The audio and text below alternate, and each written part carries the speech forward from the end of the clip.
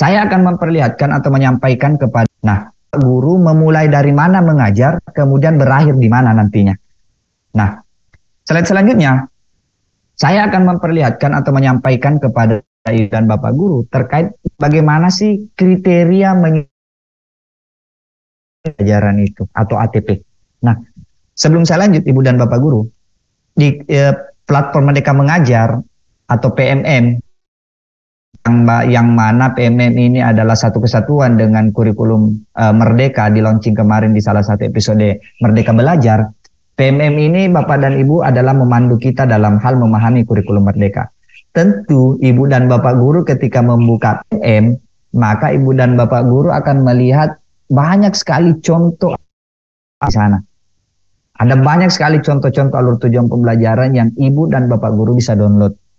Akan tetapi Ibu dan Bapak guru akan menjadi problem adalah ketika Ibu dan Bapak guru mendownload secara mentah-mentah alur tujuan pembelajaran yang ada di PMM dan tidak sesuai siswanya.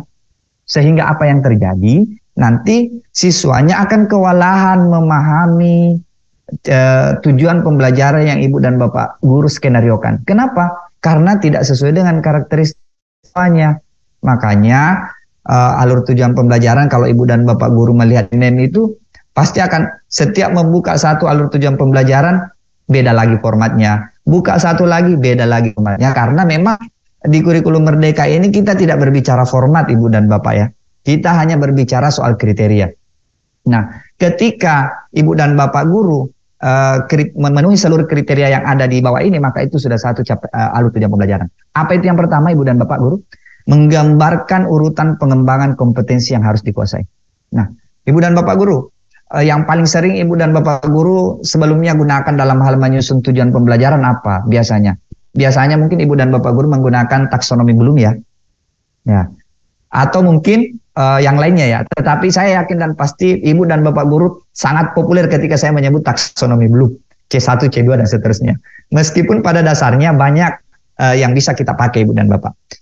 Jadi saya tidak mengatakan taksonomi Bloom adalah satu-satunya panduan. Tidak ya Ibu dan Bapak. Bebas. Akan tetapi kenapa saya mengangkat taksonomi Bloom? Karena saya menganggap taksonomi Bloom, Ibu dan Bapak guru pasti punya bayangan nih. Nah, dalam menyusun alur tujuan pembelajaran itu Ibu dan Bapak guru harus merujuk pada salah satu itu. Misalnya anggaplah contoh taksonomi Bloom. Misalnya Ibu dan Bapak guru di slide yang tadi di atas memahami capaian pembelajaran yang pertama, kompetensi yang pertama itu adalah peserta didik memahami sejarah atau kronologis lahirnya Pancasila. Berarti kalau memahami itu ada di C berapa Ibu dan Bapak guru ya. Nah, berarti Ibu dan Bapak guru nanti dalam menyusun tujuan pembelajaran sebaiknya Ibu dan Bapak guru mengurut pengembangan kompetensinya. Sekiranya Ibu dan Bapak guru jangan mengambil atau membuat tujuan pembelajarannya dengan menggunakan kata kerja operasional yang melewati memahami itu. Ya, kenapa demikian Ibu dan Bapak? Karena kompetensi terakhir yang ingin dicapai itu adalah memahami. Berarti Ibu dan Bapak guru nanti dalam menyusun tujuan pembelajaran sebisa mungkin tujuan pembelajaran yang Ibu Bapak guru susun tidak melewati kompetensi yang ada di capaian pembelajaran. Kalau kompetensinya menjelaskan Ibu dan Bapak guru, berarti Ibu dan Bapak guru nanti menyusun tujuan pembelajarannya minimal maksimal menjelaskan. Boleh diambil di bawahnya, menyebutkan dan seterusnya. Ya. Supaya apa Ibu dan Bapak? Supaya tidak terjadi lagi Ibu dan Bapak guru mengeluh. Ketika keluar dari kelas, ketika selesai melakukan asesmen, Ibu dan Bapak guru kemudian mengeluh.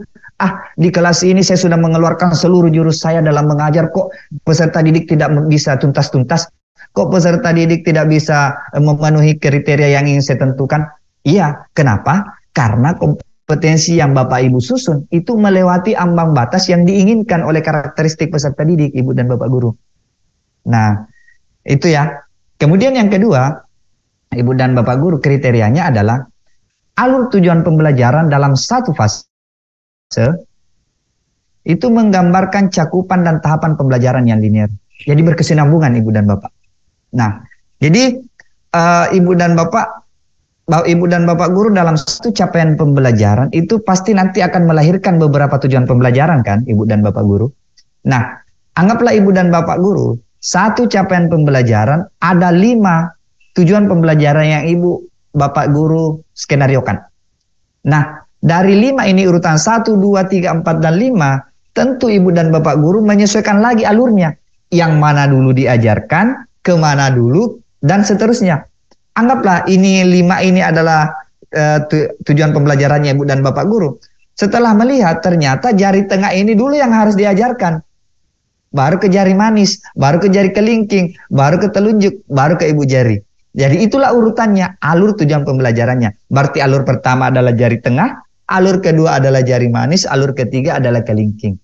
Ya, seperti itu ibu dan bapak guru. Contoh ya, misalnya ini saja, capaian pembelajarannya adalah peserta didik mampu berkomunikasi menggunakan bahasa Inggris dalam kehidupan kesehariannya. Contoh ya, bagi teman-teman bahasa Inggris nih. Nah, otomatis ibu dan bapak guru, karena ini hanya tujuan akhir, mampu berkomunikasi menggunakan bahasa Inggris, ibu dan bapak guru diberikan kewenangan menyusun tujuan pembelajarannya, bagaimana supaya anak-anak kita ini mampu berkomunikasi menggunakan bahasa Inggris. Ya, tentu ibu dan bapak guru melihat dulu karakteristiknya. Oh, ternyata peserta didik saya harus dimulai dulu nih dari kosakata ini, mengenal huruf dulu. Nggak apa-apa, Pak, masa SMP tujuan pembelajarannya mengenal huruf? Ya nggak apa-apa ibu dan bapak guru. Kalau itu memang tidak ada background karakteristik awalnya di situ, berarti ya dimulai dari situ. Nah, bisa saja di sekolah lain ini tidak perlu lagi mengenal kosakata, tidak perlu lagi. Mungkin bisa langsung bercakap karena mungkin di sekolah B ini berada di lingkungan mungkin yang dekat dengan terbiasa dengan bahasa Inggris. Nah, itu jadi tujuan pembelajaran A, B itu akan berbeda ibu dan bapak. Kemudian kriteria yang ketiga, alur tujuan pembelajaran ibu dan bapak adalah keseluruhan fase yang menggambarkan cakupan tahapan pembelajaran. Nah, jadi itu tadi, harus berkesinambungan ibu dan bapak.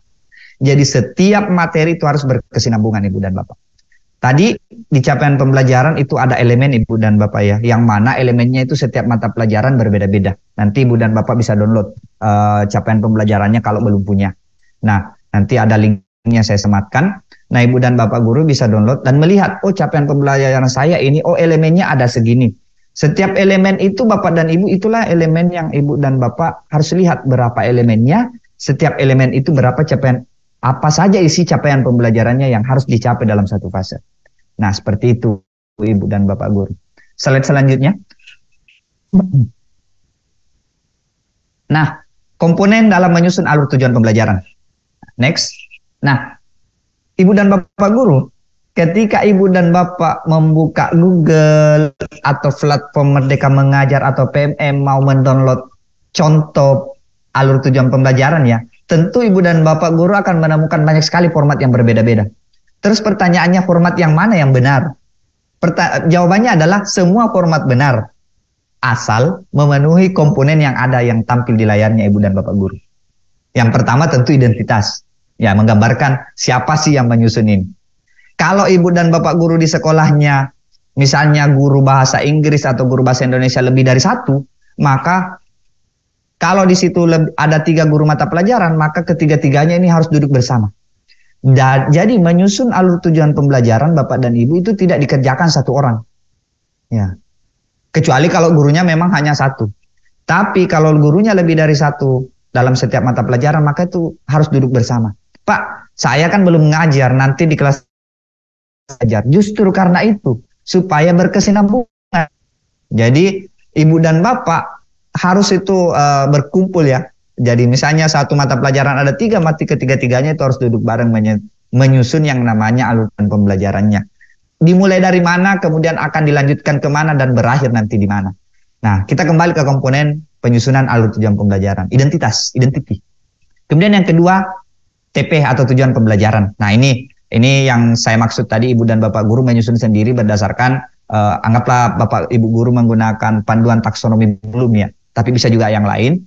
Atau ibu dan bapak guru biasanya menyusun tujuan pembelajaran kalau di kurikulum berikut sebelumnya itu menggunakan format ABCD ya.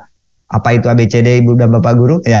Nah, menggunakan format itu tidak ya, audience, behavior, ya, condition, degree ya. Tapi tidak mesti seperti itu ibu dan bapak guru ya. Maksud saya Kalau itu yang nyaman menurut ibu dan bapak guru, ya itu yang dipakai. Nah, seperti itu. Kemudian yang ketiga, harus ada elemennya. Elemennya itu tinggal di copy paste dari dokumen capaian pembelajaran ibu dan bapak guru. Kemudian jumlah jam, nah ini nggak perlu ini dijelaskan, ini jumlah jamnya pasti ibu dan bapak guru sudah tahu sekarang karakteristik kurikulumnya ya.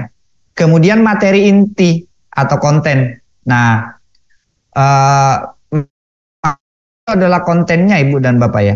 Maksudnya itu adalah kira-kira kalau tujuan pembelajaran yang ibu susun, bapak dan ibu guru susun itu materi intinya apa? Ya. Kemudian profil pelajar Pancasila. Nah, profil pelajar Pancasila ini sekali lagi ibu dan bapak berbeda dengan P5 ya. Proyeknya ibu dan bapak guru. Nah, kita berbicara tentang intrakurikuler pembelajaran di kelas. Tidak ada kaitannya dengan proyek Pancasila atau P5 ya. Terus kenapa mesti ada profil pelajar Pancasila, Pak? Iya, karena di dalam kelas ibu dan bapak guru tetap juga harus meng-hire ya, menampilkan atau menunjukkan ataupun mengajak peserta didik untuk mencapai yang namanya profil pelajar Pancasila.